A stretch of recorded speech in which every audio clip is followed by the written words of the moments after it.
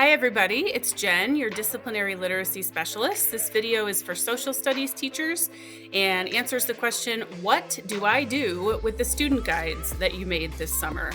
Looks cool, but I don't know how to use them.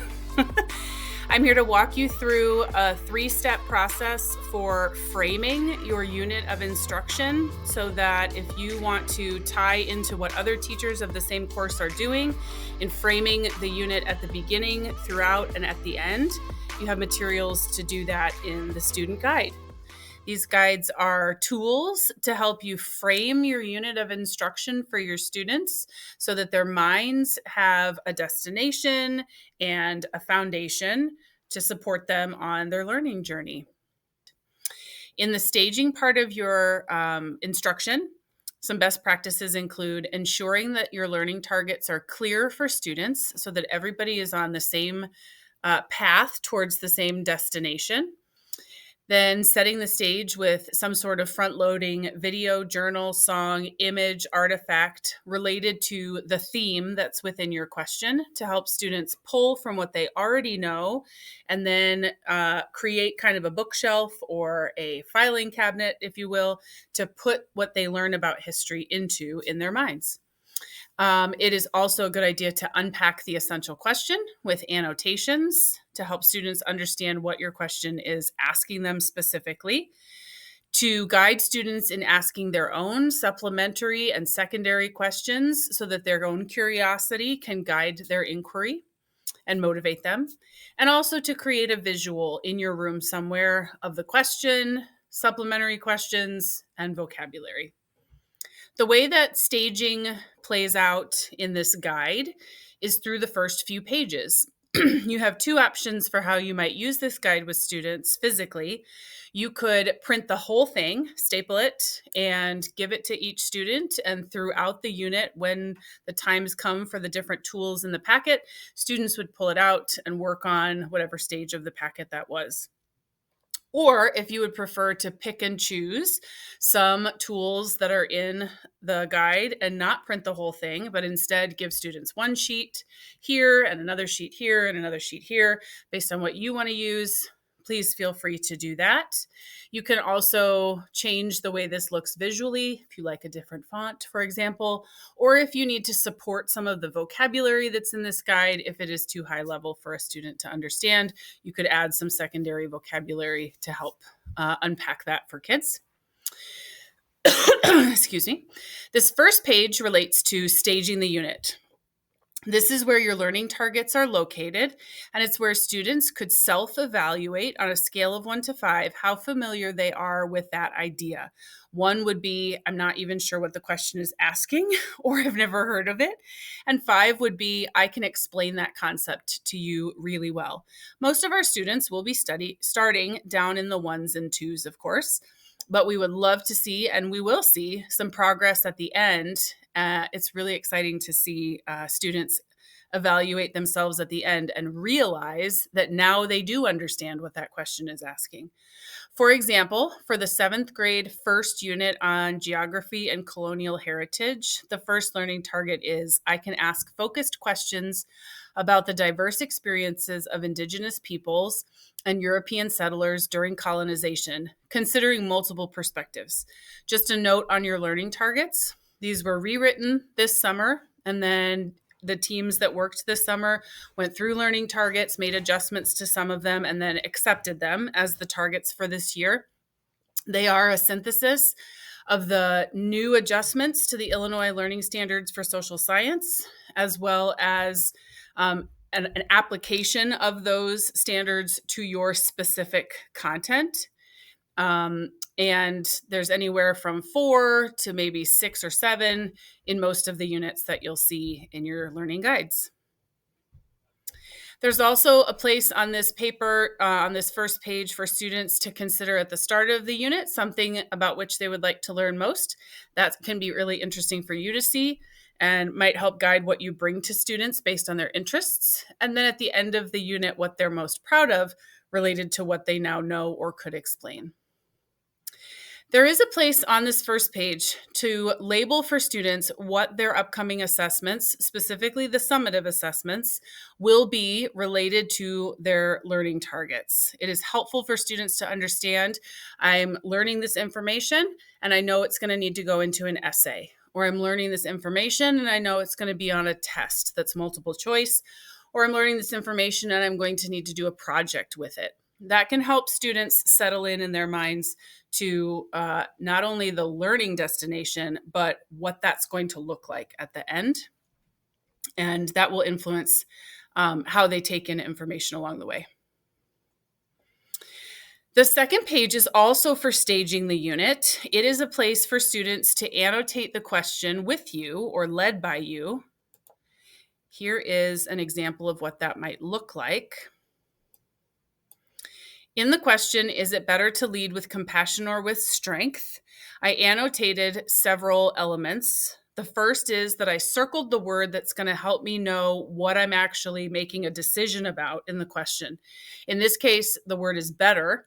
And that tells me as a learner that I'm ultimately going to decide whether one thing is better than another or the reverse is true, that something has more value or is more important.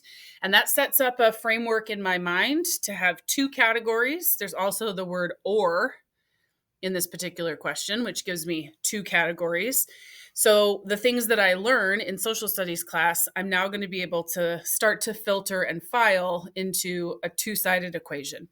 Every question is going to be different. They aren't all going to be two-sided. They might be three or more nuanced and complex. A lot of the ones that were chosen are two-sided for many of you, but it might be a little bit different. I also highlighted the main idea of leadership so that I know that I'm applying these concepts and I'm making a decision about what's better related to how somebody leads other people.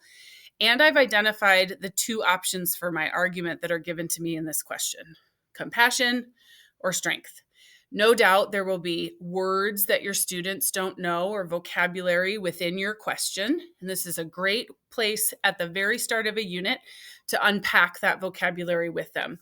They won't have mastery over it at first, and that's totally fine. But this is a wonderful foundational place to give them definitions initially and to let them process what those words mean in the context of the question. So I have defined the word compassion, which means to feel for the emotions of others. I also wrote down a question I had about the word strength. I wrote, what kind of strength? Is it physical strength or mental strength or emotional strength? And then I wrote two different opinions or reactions that I had just to the question as I read it at first. I wrote down that I think compassion at the moment is most important because you have to understand people to lead them. And I also wrote that to have power and make hard choices might make people mad is something that I thought of when I heard the word strength related to leadership. You can have lots of great discussions about your opening question even before you get into the content that you're going to apply it to, because they are broad enough or essential enough that your students will have some concept of the ideas. They'll have some entry about whether or not it's important to be compassionate to somebody or strong when you're trying to lead them, like on a sports team, for example. That might be a great thing to ask them about in this case. Speaking of, another way to stage the unit is to have an initial thoughts quick write. You could ask students to apply that question to a sports team. Do they think it's better for a coach who is a leader to be compassionate towards his or her players or to have strength? Or perhaps they think something else is even important in leadership that they might say, maybe knowledge or skill. In this case, this is the 7th grade Unit 1 question. It says, who is impacted more by colonization, the indigenous people or the settlers? The initial thoughts quick write, my goal here is to give them something thematic that doesn't yet apply to the content area, but that continues to pull out their prior knowledge about the theme. This one is the new kid scenario, where you're brainstorming, imagining a new student arriving at your school, but instead of thinking about them having to adjust to everything that's new, they come in to your new school and start changing everything. What you eat at lunch, what the room looks like, what time you do certain things to fit their way of doing things. And it asks students to think about how that would make them feel, make their friends feel, make the new student feel, which is just a very entry-level way to start thinking about when one person or one group influences how life is being lived for the other group, which then, of course, can lead back to our essential question, where you could compare and contrast whether or not those two scenarios really are equal or similar, or maybe they're different in some way. You can see how that would lead to some really good conversation. All right, we're going to get into the next stage of the process, which is spiraling. All throughout your content delivery and exploration for students, it's important to spiral your themes and ideas and targets by revisiting your essential question after each lesson, chapter, or section, through journaling, through discussion, through some sort of reflection or graphic organizer, practicing the CER structure in small ways throughout the unit. For example, stopping and asking whether after you study a person in history, you can make a claim about whether they did the right or wrong thing in the actions that they performed. Students add their information from their text and their sources to the EQ graphic organizer all throughout. So as you continue to read things and watch things and talk about things and research things, those are all places where students could be pulling information related to the original question. And they can continue to add vocabulary and questions and answers to their wonder walls and their word walls. Within your guide, this looks like a wonder wall box and a word wall box where students can continue to keep information in both areas. A graphic organizer that will be specific to your question for that unit. In most places, it will be 2 columns and then a source on the right, because most questions are this or that. But some of your questions, you'll notice, do have a little bit more complex of a rubric if the question was multi-pronged. Then we will get to synthesizing, which is where students bring the information together that they've learned, knowing that they were filtering it into that original question, and then they start to put it together into their own argument, where you will choose the mode, or your PLC team would choose the mode in which students will synthesize that information, which could be a formal written response. I would love to see you try that once a semester, potentially.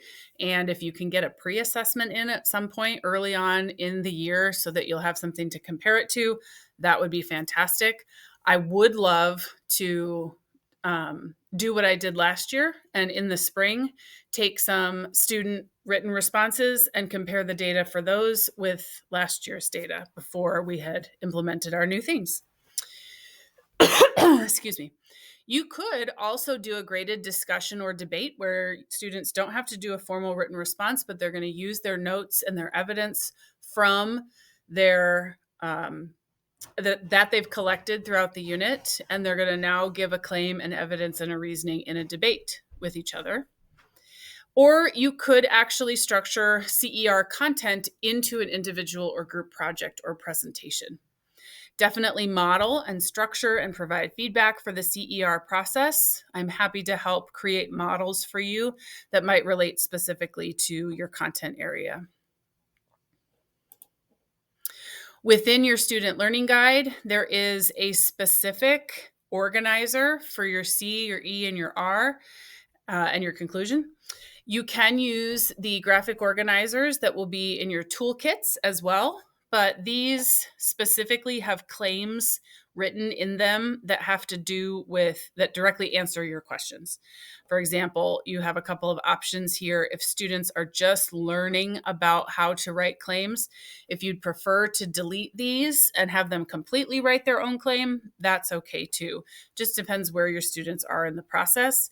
Modeling is a great thing. They don't have the background in writing in social studies with a whole lot of experience.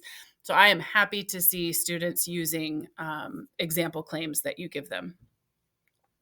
There's a place for their evidence, their reasoning, their conclusion, and their source. And then you could, of course, have them type this up if you wanted as well. And there is a simple rubric checklist for students to evaluate their own work here if you'd like to use that too. So, whether you are staging, spiraling, or synthesizing, what you're doing with a student guide is framing the learning for students. You're creating the bookshelf or you're creating the filing cabinet in students' minds to set a foundation for them and then to give them a destination. That creates a sense of psychological safety for people. And it also gives people a sense that they're on this journey together with you to answer this question. It engages their curiosity as they think about that question within your content, but also make connections to other things in the world. And I'm so excited and cannot wait to see what you do this year.